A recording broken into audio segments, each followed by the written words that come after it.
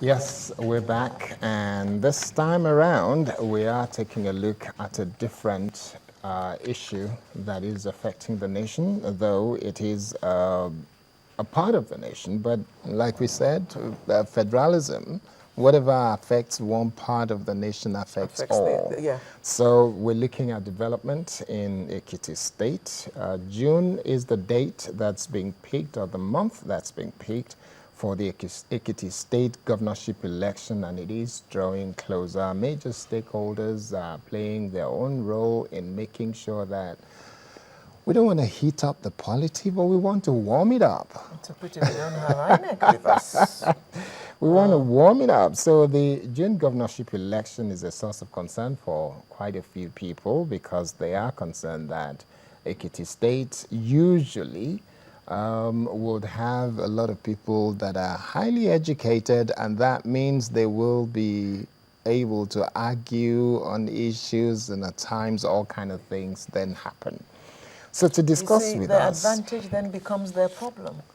Yes, it does. Yes. Too much education. Too many professors, so it becomes their problem. It becomes... It's a pity, really. Yes, but... everyone knows he's right. Okay, so on that note, I would welcome Dr. Derin Ologbenla, who's an associate professor of political science, University of Lagos. Good morning and welcome. Thank you. And on the other side is the honorable member of the House of Representatives representing Ekiti North Federal Constituency, Honorable Bimbo Daramola. Good morning and welcome. Thank you very much, but I'd rather be called a congressman. A congressman, There yes, we go okay. Why do I forget all the time? You job. told me this. You You're just a congressman. to Professor Ologbenla as a professor. Professor. Because congressman. he functions as a lecturer. As a lecturer, okay. And I'm a congressman because I work in the Congress. In the Congress, Yes. okay. So...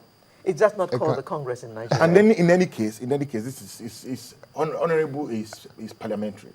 Parliamentary. Yes, and we run the presidential system of Presidential. government anyway, So, but all the members of the House of Rep, they're yes, called honorable members of the House. Well, again, you know, we're not thorough people. So We take bits and pieces of everything here and there, and then we eventually have a mismatch. We're going to have to tell the House to listen to you a bit more attentively and do the needful. Congressman Daramola. Congressman Daramola. Thank you very much. Thank you. You see the Ekiti man in him. No, but that's true. Okay, let's start with Dr. Ologbenla.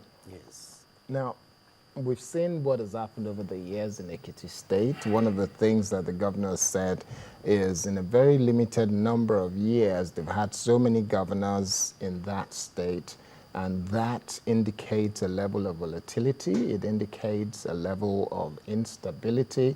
But the current governor has been there for 3 years plus, almost approaching his 4th year. And in view of that, it shows the level of stability that Ekiti State has not enjoyed possibly in the last 8 years. So when we look at that, and how high are the stakes for those who are aspiring to take that seat away from him? Well, thank you very much for the question. First and foremost, we must be historical minded. When Ekiti State was created by the military, Bawa was the first governor. And you had a situation where there was no money provided for the takeoff of Ekiti State. And Ekiti, being an agricultural state, could not generate internal revenue, large enough to actually give Ekiti State a good takeoff. But nevertheless, we thank God for the creation of Ekiti State, because they had manpower, and that manpower over the years has been utilized by this country, and to the advantage of the country, but Ekiti didn't benefit much from the manpower they generated or they created. Now, unfortunately for Ekiti State, under the first governor, the civilian governor, it was a PDP, Fayemi. No, that's not. That was the first one. Otunbani Adebayo. Otubani Adebayo did not, unfortunately, perform up to the expectation of the Ekiti people. And thus, he was undermined. Fayose took over. Now, And by the way, are you from Ekiti State? I'm from Osun State. Okay. But I have affinity with Ekiti State. Okay. All right, please go. Now, this trend brought what we call a division in Ekiti State, whereby some people supported Fayose, some people supported Adebayo. But what is important in Ekiti State is the progress of the people as a whole. Adebayo made some progress. Fayose made some progress. Then Oni came and made his own contribution. Now, what is important now is how far has Fayemi been able to do. The man has been able, to some extent, to bring Ekiti together and practically eliminate factionalism. But the PDP, they're still strong in Ekiti State, in various local government. But what Fayemi has been able to do is that he has transformed education. When you look at the various private, public schools, he has been able to transform education to some extent. And then he has created an awareness that there should be a pension, or what we call welfareists policy for the aged. He has been able to bring on board this new approach that the aged should be given something. It is small, 5,000 per month, and it is regular. It is better than nothing. Okay, so if we fast track now to Yes.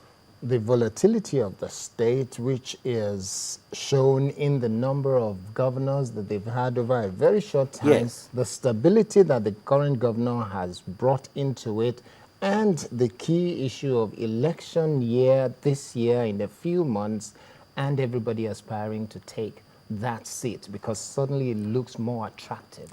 Well, it's because he has stabilized the state, as you said, number one. Number two, it's going to be difficult, I'm sorry to say this, if not impossible, for any political party to dislodge Governor Fayemi, who is a product of the APC party now. The reason is this. The opposition are in disarray. The PDP, they're having primary today. Some people have gone to court. They are not going to make enough effort between now and June to capture the state. Then the Labour Party and their own group is new in Ekiti State, and they are not being, they cannot gel very well with the Ekiti State people. So the Fayemi group, or the political party called the APC, they are likely to retain Ekiti State. And this is based on performance of Fayemi without being sentimental. Okay. What chances does the APC have of retaining the seat in Ekiti? Well, you have to contextualize the retention